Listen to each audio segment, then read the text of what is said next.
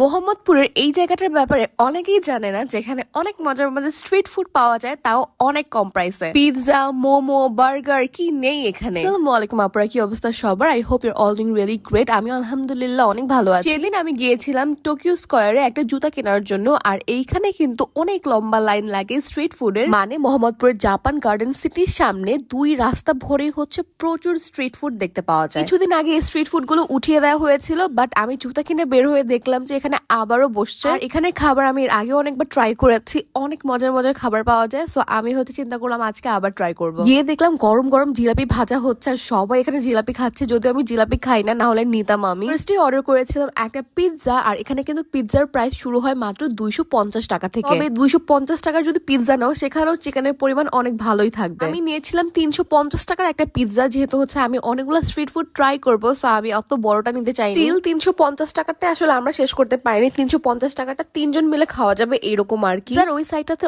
অনেক ভিড়, অনেক মানুষ নিচ্ছিল, এই জন্য আমরা এটা বানাতে দিয়ে পাশে গেলাম দই ফুচকা খাওয়ার জন্য। খানা পিনার দই ফুচকা আমার সব থেকে ফেভারিট।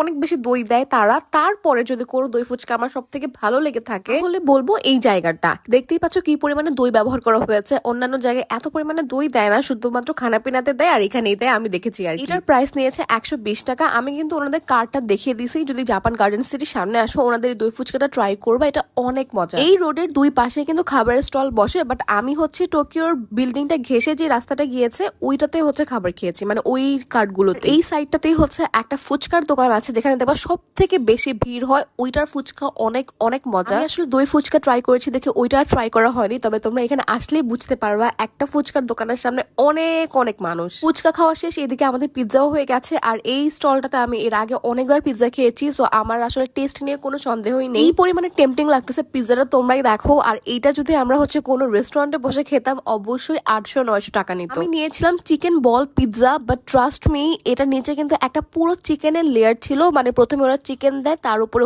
চিকেন বল দেয়। এত ভালো পরিমাণে চিকেন ব্যবহার করা হয়েছে যে প্রতি বাইটে চিকেনের স্বাদ পাচ্ছিলাম। এরকম উড ফায়ার পিৎজা পছন্দ করো, তার ডেফিনেটলি এখানে ট্রাই করবা, তোমাদের অনেক ভালো লাগবে। এরপর আমি যেটা ট্রাই করেছিলাম সেটা মোমো। কারণ মোহাম্মদপুরে আসবো আর মোমো ট্রাই করবো না, এটা তো কখনোই হইতে পারে না। আর এই জায়গাটাতে আমি প্রথমবার মতো মোমো ট্রাই করেছি। ওনাদের মোমো বানানোর স্টাইলটা ওয়াসাবি টাইপের আর কি, বাট ওনাদের ভেতরের পুরটা খুবই মজা ছিল। যদিও উপরের শেলটা আমার কাছে একটু ড্রাই লেগেছে, একটু হার্ড লেগেছে, স্টিল ভেতরের পুরটা এত মজার ছিল। আমি তো খুবই এনজয় করেছি ওদের মোমো। আর এখানে তোমরা চিকেন ফ্রাই পাবা, এরকম পিৎজা পাবা, তারপরে এই যে প্যাটিস পাবা, আর অনেক কিছু পাবা। এখানে বার্গারও পাবা। এখানে এরকম বার্গারও অনেক মজা, আমি লাস্ট বার খেয়েছিলাম আর কি, এবং প্রাইস অনেক কম। আর এখানে চাও পাবা, চায়ের ক্লিপটা ডিলিট হয়ে গেছে। প্রচুর স্টল পাবা এদিকে, তোমরা ঘুরে পছন্দ মতো খাবার চুজ করতে পারবা। So yeah, that is it for this video. আল্লাহ হাফেজ আপুরা।